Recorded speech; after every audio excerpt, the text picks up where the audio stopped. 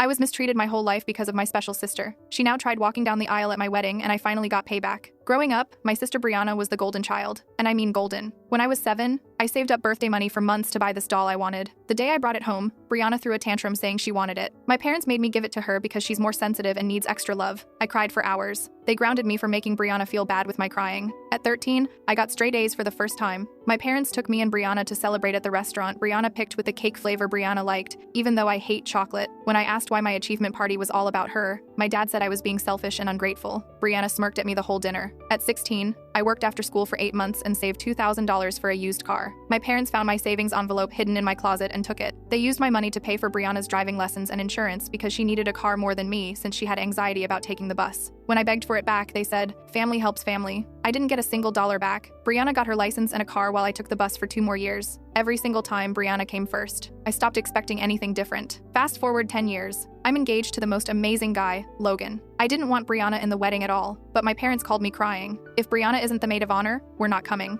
We'll tell the whole family you excluded your sister on purpose." I caved because I didn't want the drama. Biggest mistake of my life. During rehearsal, Brianna started her comments. "White isn't really your color. You'd look better in cream or maybe blush. This song's too slow for the bridesmaids. It'll drag and bore people. Oh, and I've been thinking I should walk down the aisle too, right before you. It would look so elegant having both sisters make an entrance. People will love it." I shut her down hard. "No changes. This is my wedding, not yours." She pouted, but I thought that was the end of it. Wedding day arrives. I'm in the bridal suite getting ready when my coordinator rushes in. Panic. "Your sister brought a white dress, like wedding white. She says it's cream, but it's white. White." I told her to handle it and just keep Brianna away from me until the ceremony. The ceremony starts. My bridesmaids walk down perfectly. Then suddenly the music changes. Not my chosen song. I look up, confused, and Brianna's standing at the back of the aisle in that white dress, holding a bouquet I definitely didn't give her, posing like she's the bride. My parents are in the front row, smiling and filming like this was planned all along. My mom's literally crying happy tears. I'm frozen at the altar. Logan squeezes my hand and whispers, "We've got this." Brianna starts walking, doing this slow princess wave to the guests, stopping to smile at people. She's literally trying to have a bridal moment at my wedding. Some guests look confused. Others are whispering. But here's what none of them knew. Logan's groomsmen were my cousins. The same cousins who watched me get screwed over my entire childhood. The same ones who knew every single story of Brianna getting whatever she wanted, while I got nothing. As Brianna reaches the halfway point, still waving and smiling, my cousin Dan and his brother step directly into the aisle. In perfect sync, they pick her up horizontally like a surfboard. One guy has her shoulders, one has her legs. Brianna starts screaming, "What are you doing? Put me down right now." They don't say a word. They just carry her straight past the shocked guests out the side door and into the parking lot. Her bouquet falls on the ground. The entire church goes dead silent, and someone in the back starts clapping. Then more people join in. Then everyone's clapping and laughing. My parents jump up to chase after her, but my Aunt Helen physically blocks the exit. My dad shoves her shoulder hard, and she stumbles into the pew. That's when my mom starts screaming at me in front of everyone. "You planned this. You always hated her. You're just jealous because we actually love her." People's phones start coming out. My Aunt Helen straightens up and says loudly, "Tell them about the college fund." My mom's face drains of color. My dad grabs her arm, hissing something, but Helen keeps going. "Tell her what you actually did with the money her grandmother left her." My mom's hand flies to her mouth, and I feel my knees go weak because I never knew my grandmother left me anything. Helen's voice cuts through the gasps and murmurs spreading through the church. $15,000. That's what your grandmother left you 8 years ago when she died. Specifically for your college education. It was in her will. I can't breathe. I literally can't breathe. Logan's hand is on my back, steadying me, but the room is spinning. $15,000. 8 years ago. That was right before I started applying to colleges. "That's a lie," my dad says, his voice cracking. He's still gripping my mom's arm, and she's shaking her head like she can make this all disappear. "Helen, you don't know what you're talking about." "I have copies of the will," Helen says, pulling out her phone, "and the bank statements. I kept them because I knew you'd try to hide this. The deposit went into your account with a memo that said, 'For education fund.' Want me to show everyone?" The church is dead silent now. Not even whispers, just people staring. My mom starts crying, like full-on sobbing into her hands. My dad's face is red, his jaw clenched so tight I can see the veins in his neck. Logan steps forward. His voice is calm, but there's steel in it. "Is this true?" My dad opens his mouth, closes it, opens it again. We did what was best for both our daughters." "That's not what I asked," Logan says. "Did you take money that was left specifically for your daughter's education and use it for something else?" My dad's shoulders sag. Brianna needed it more. She had dreams. She wanted to go to art school, a private one, and it was expensive.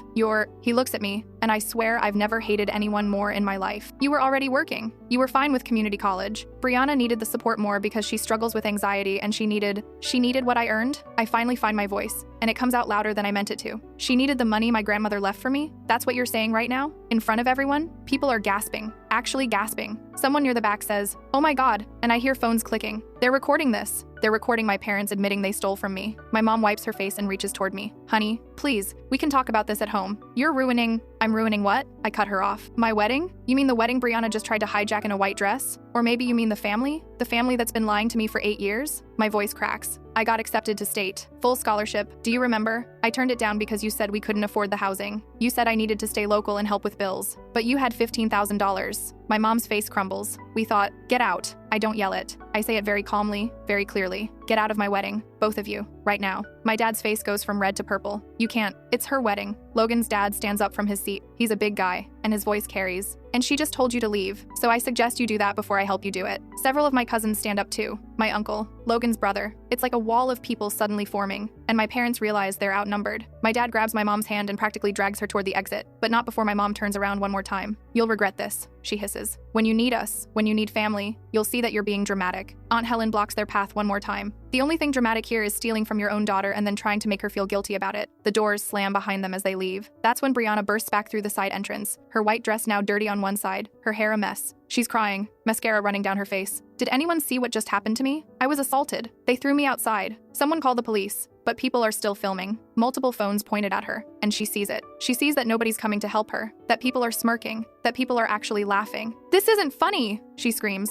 My sister's family attacked me. Look at me. She gestures to her dress. This is assault. My cousin Dan's wife stands up. You wore a white dress to your sister's wedding and tried to walk down her aisle. What did you think was going to happen? It's not white. It's ivory. It's cream. It's white, like 6 people say at once. Brianna looks around wildly, searching for an ally. Her eyes land on me, and for a second I see something that might be hurt, but then it twists into anger. You always did this. You always turned everyone against me. You're so jealous that mom and dad actually love me that you can't stand it. I don't even respond. I just watch her, and I think she realizes in that moment that I'm done. Completely done. She turns and runs out the same door my parents left through. Logan's best man, Trey, clears his throat. So, maybe we should take a break? Let everyone cool down? The reception venue is all set up. Food's ready. Drinks are ready. Maybe we just continue this there? I look at Logan. He's looking at me like I'm the only person in the room. What do you want to do? I want to get married, I say. My voice is shaking, but I mean it. I want to marry you. I don't want them to ruin this. He smiles, and it's that smile that made me fall in love with him in the first place. Then, let's get married. The coordinator appears out of nowhere. Bless her soul. I can have everyone move to the reception venue in 30 minutes. We can do a small, intimate ceremony there with just your closest family and friends. Would that work? I nod. I'm crying now, but it's not sad crying. It's like relief crying. Yeah, that works. All right, everyone, the coordinator announces. We're taking a 30-minute intermission. Please head to the reception venue. The address is on your invitations. Food and drinks are ready, and we'll have a small ceremony there. Thank you for your patience. People start filing out, but like 20 people stay behind. My aunts, my cousins, Logan's family, our close friends. They're all looking at me with concern. Aunt Helen comes over and wraps me in a hug. I break down completely in her arms. I didn't know. I sob into her shoulder. I didn't know about the money. I thought I just wasn't good enough for them to help me. Oh, honey. Helen pulls back and cups my face. You were always good enough. They're the ones who failed you. Logan's holding my other hand, and his mom comes over with tissues. Sweetheart, do you want to talk before the ceremony? We have time.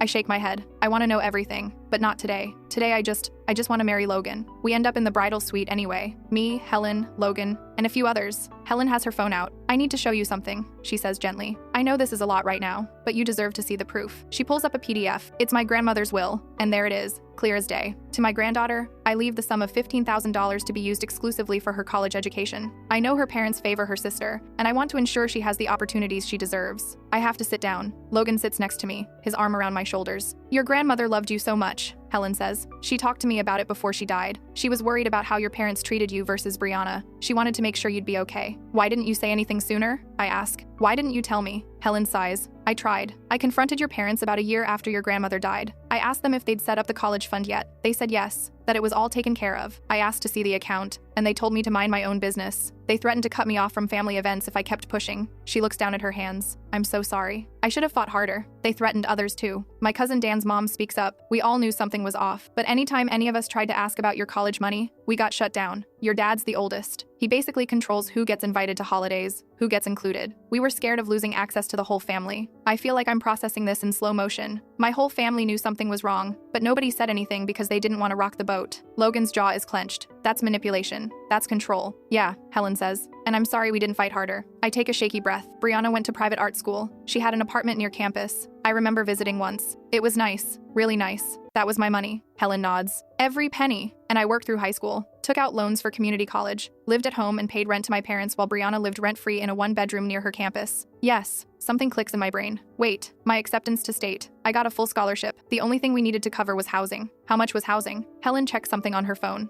According to this, about $8,000 a year back then. So, they had $15,000, which would have covered almost 2 years of housing. And I could have worked part-time for the rest. I look up. I could have gone to state. I could have had the full college experience. But instead, they told me we were too poor, and I stayed home and worked and went to community college while Brianna got to live out her art school dreams with my inheritance. And she dropped out after 2 years, Helen adds quietly. Didn't even finish, just got bored and quit. So your money didn't even go toward a degree. That's what breaks me completely. I'm sobbing now, ugly crying, and Logan's holding me while I shake. All those years, all those times I thought I wasn't worth investing in, all those times I felt like the failure while Brianna got everything handed to her. It was a lie. It was all a lie built on stolen money. Eventually, I calm down enough to fix my makeup. Logan's sister helps me, and the coordinator peeks her head in. Ready? Yeah, I say. Let's do this. The ceremony at the reception venue is nothing like what we planned. It's in a small room, off to the side, just 40 people crammed in. But it's perfect, because everyone there actually loves us. My cousin Dan walks me down the aisle instead of my dad. He whispers, "I'm honored," and I squeeze his arm. When Logan and I say our vows, I mean every single word. This man saw my family implode and didn't run. He stood next to me and asked the hard questions. He chose me. The reception is actually amazing. People are laughing, eating, dancing. The vibe is lighter somehow, like a weight lifted. Logan and I make a quick speech thanking everyone who stayed and supporting us, and explaining that we're cutting ties with certain family members. The room erupts in applause, and then the stories start. People come up to us throughout the night sharing their own memories of my parents' favoritism. My cousin Jenna tells me about the time she brought me a birthday present, and my parents returned it the next day and bought Brianna something with the store credit. My uncle mentions that my grandmother told him she was worried about leaving me alone with my parents. Person after person after person, all saying they saw it but didn't know how to help. We're halfway through dessert when the coordinator rushes over. Your parents and sister are at the front door. They're demanding to be let in. They're saying they paid for the venue. Logan's dad stands up. I got this. He walks out, and we hear muffled shouting. A few minutes later, he comes back. They're gone. I informed them that my wife and I actually paid for everything after we found out they were using money as a manipulation tactic. They have no claim here. I didn't even know Logan's parents paid. He squeezes my hand. They offered when you told me about how your parents kept threatening to pull funding if you didn't do things their way. We weren't going to let them hold that over you. I don't have words. I just hug my father-in-law and cry into his shoulder. That night, after the reception ends and Logan and I finally get to our hotel room, I check my phone. 17 missed calls from my parents, 12 from Brianna, and texts. So many texts. Brianna's posted on social media. I pull it up. It's a long essay about how she was physically assaulted and humiliated at her sister's wedding. She's painting herself as the victim, saying I've always been jealous of her, that I orchestrated the whole thing because I can't stand that our parents love her more. The post already has comments. Some people are sympathetic, saying things like, "I'm so sorry this happened to you," and "Your sister sounds toxic." But then I scroll down. Multiple wedding guests have posted their own videos and photos.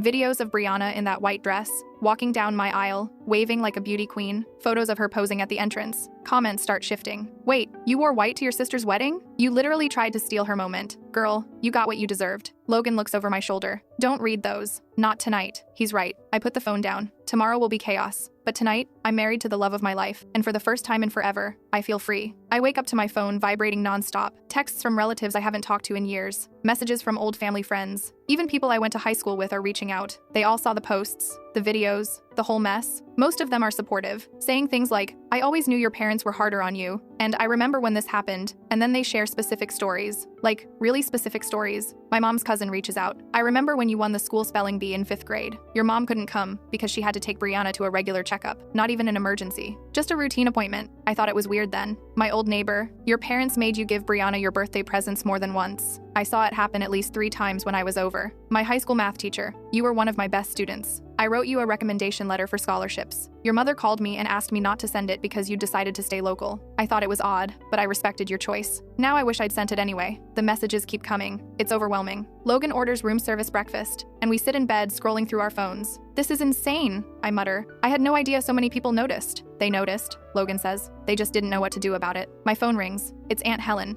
I put her on speaker. "I have something else you need to know," she says. "About the money." My stomach drops. "What about it?" "I talked to your grandmother's neighbor last night. She's an old family friend. She told me your grandmother specifically mentioned you in conversations before she died. She was worried about how your parents treated you. She knew they favored Brianna. That's why she left the money just for you. She wanted to make sure you had a chance." I'm crying again. I can't seem to stop crying lately. "There's more," Helen continues. "I have copies of the bank statements. I've been holding on to them for years. The deposit was made into your parents' account 8 years ago. Like I said, within 2 months, Large withdrawals started, all of them matching tuition payments and rent for a place near Brianna's art school. I can prove everything. Why are you telling me this now? I ask. Because you need to know the truth, all of it. And because if you decide you want to take action, legal or otherwise, you have the documentation. I look at Logan. He nods. Send them to me. I tell Helen. I want to see everything. 20 minutes later, my email pings. PDFs of the will, bank statements, even a letter my grandmother wrote to Helen before she died. I open the letter. Helen, I'm worried about my granddaughter. Her parents have always favored Brianna, and I've watched her grow up thinking she's not good enough. She is. She's smart and kind and deserves so much more than they give her. This money is for her education only. Please make sure it's used correctly. If it's not, I need you to tell her the truth. She deserves to know she was loved. Grandma,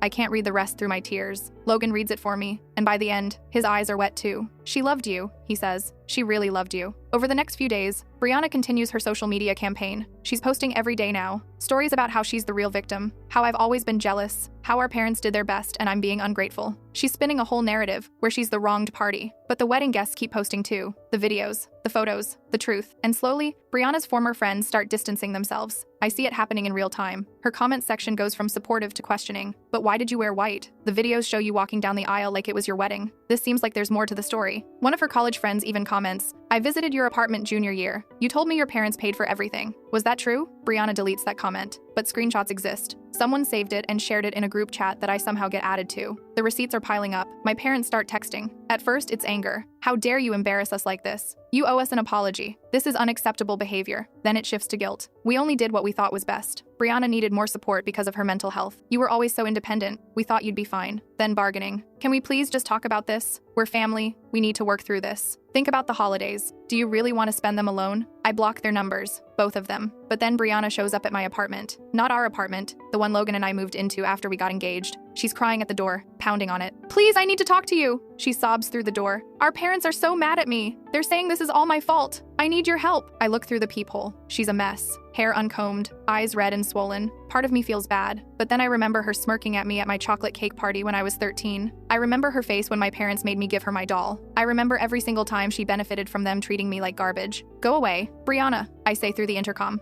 I'm not opening this door. Please. They're mad because I caused drama at your wedding, but it wasn't even my fault. I just wanted to be part of the moment. You wore a white dress and tried to walk down my aisle. It was cream, and I just thought, you thought wrong. Leave. Or I'm documenting this and calling the police for harassment. She stops pounding. I hear her breathing heavily on the other side. You've always hated me, she says, quieter now. Even when we were kids, you were always jealous. No, Brianna, I was never jealous. I was tired of being treated like I didn't matter. There's a difference. But I needed them more than you. You didn't need my inheritance money. You didn't need my birthday presents. You didn't need my achievement parties to be about you. You were just used to getting everything, and they gave it to you. I take a breath. Now leave. She doesn't leave immediately. She sits outside my door for 20 minutes, crying loud enough that I can hear her. My neighbor across the hall comes out and asks if she needs help. Brianna says she's been wrongly accused and thrown out of her family. My neighbor, bless her, says, I saw the wedding videos. You need to leave. Finally, Brianna leaves. Logan gets a call a few hours later. It's my mother. She's calling from a new number. He didn't save her contact, so it got through. I need to talk to her, my mom says. Please, just let me explain. Logan puts her on speaker but doesn't tell her. Explain what? We never meant to hurt her. Brianna has always struggled. She had learning disabilities. She needed extra support. What learning disabilities? Logan asks. Specific ones. My mom hesitates. She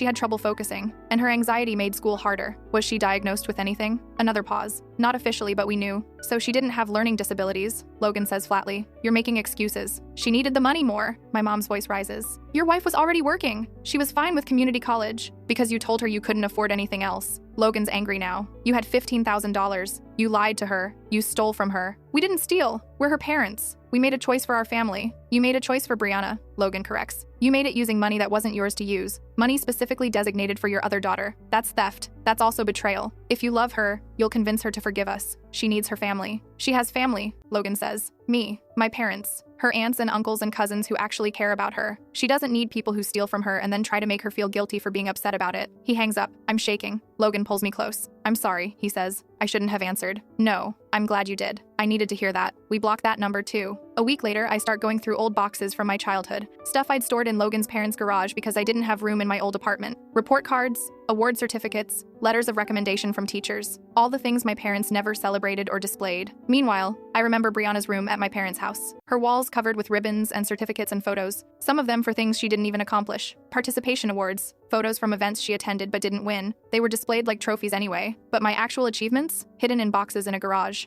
I find my acceptance letter to state, full scholarship for academics. They even offered me a spot in the honors program. All I needed was housing. I hold the letter and just stare at it. This could have been my life. Logan's mom finds me sitting on the garage floor crying over papers. Oh, sweetheart. She sits down next to me, not caring about the dust. What's this? I show her the acceptance letter. I forgot I got into honors. I forgot they even offered that. She reads it, and her face gets angry. Properly angry. You should have gone. They said we couldn't afford it, and now you know that was a lie. She puts her arm around me. Listen to me. I know I'm not your mother. I know I can't replace anyone, but I want you to know something. She tilts my chin up to look at her. My husband and I have been setting aside money. We do it for all our kids. It's not a huge amount, but it's there. And if you want to go back to school, we will help you. No strings. No conditions. We'll help because you deserve it. I cry into her shoulder. I seem to be crying a lot these days. I'm 28, I say. Isn't it too late? It's never too late. One of my best friends went back at 45 and got her master's. You're a baby still. I laugh through the tears. Thank you. Don't thank me. Just promise me you'll think about it. I promise. Brianna tries contacting Logan directly through Instagram a few days later. He shows me the messages. Your wife has always been manipulative. I know you don't see it because you love her, but she's turning everyone against me and our parents. She's making us out to be monsters when we only ever tried our best. Please, just talk to her. Tell her to stop punishing us. Tell her family is supposed to forgive. Logan screenshots everything and sends it to me. No response to Brianna, just documentation. She's trying to create a wedge between us, he says. Classic manipulation tactic. Learned from the best, I mutter. My parents do the same thing. We block Brianna on all of Logan's accounts too. 2 weeks after the wedding, my parents try to show up at my workplace. I work in marketing at a mid-sized firm. I'm good at my job. I've been there for 4 years and recently got promoted. My desk phone rings. It's the front desk. Hi,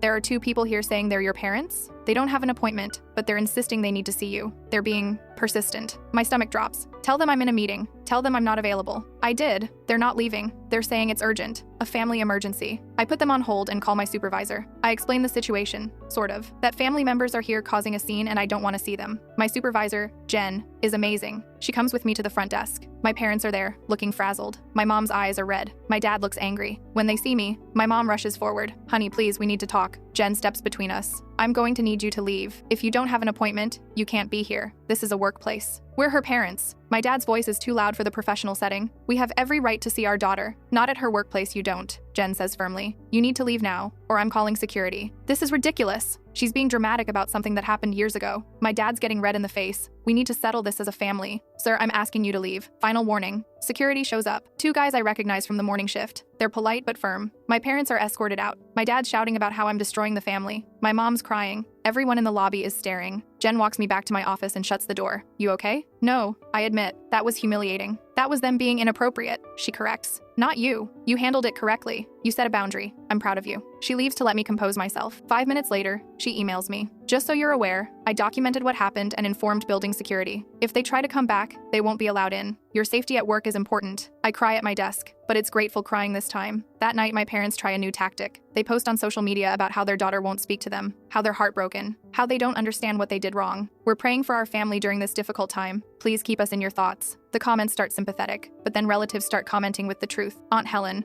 maybe if you hadn't stolen her inheritance money, she'd talk to you. My uncle, you've been manipulating and favoring one daughter over the other for 28 years. Don't act surprised when there are consequences. My cousin, I watched you make her give Brianna her birthday presents multiple times. Stop playing the victim. The post gets taken down within an hour, but screenshots spread. Brianna loses her part-time job at a boutique. I find out through a mutual Facebook friend. Apparently, the owner saw the wedding videos and decided she didn't want that kind of drama associated with her business. She asked Brianna not to come back. Brianna blames me, posts about how I'm ruining her life, how I've turned everyone against her, how she's losing everything because of my jealousy. But people aren't buying it anymore. The narrative has shifted. She's the entitled sister who wore white to a wedding, tried to steal the spotlight, and grew up getting everything while her sister got nothing. My old high school guidance counselor reaches out via LinkedIn. She pulls up my records and confirms I had a full scholarship offer to state. She remembers my mom calling to say we couldn't afford the housing costs. I remember thinking it was odd because housing wasn't that expensive, but I didn't push. I wish I had. She sends me the records, the scholarship letter, the notes from the phone call with my mom, everything. Logan and I decide to take the high road, sort of. We're not engaging with the drama anymore. We're not responding to texts or posts or manipulations. We're just moving forward. We focus on building our life together. Logan officially adopts the dog I've always wanted, but my parents never let me have because Brianna claimed she was allergic. She wasn't. We confirmed this with her doctor later. She just didn't want a dog in the house. The dog is a golden retriever mix named Charlie. He's perfect. My mom sends one final desperate text from a new number. Please, can we just meet for coffee? I stare at the text for a long time. Logan waits, letting me decide. I don't want a relationship with people who stole from me. I finally say, who lied to me for years? Who made me feel worthless so they could prop up my sister? I don't want that in my life. Then don't, Logan says simply. You don't owe them forgiveness just because they're family. I text back, I'm not interested in a relationship with you. You stole my future. You lied for 8 years. You favored Brianna my entire life and made me believe I wasn't worth investing in. That's not something I can move past. Please stop contacting me. I block the number. Brianna moves back in with my parents after losing her apartment. According to Aunt Helen, who still talks to my mom occasionally, the household is toxic, constant fighting. My parents blame Brianna for exposing them at the wedding. Brianna blames them for not supporting her enough afterward. Everyone's miserable, and nobody's taking responsibility. I don't feel bad. Aunt Helen sends me one more thing. The contact information for my grandmother's estate lawyer. He's retired now, but he agrees to meet with me. He confirms the will, confirms the money was supposed to go to me specifically for education, and he apologizes for not following up when my parents said they were using it correctly. I trusted them, he says. I shouldn't have. I'm sorry. I leave his office with a folder full of documents and a weird sense of closure,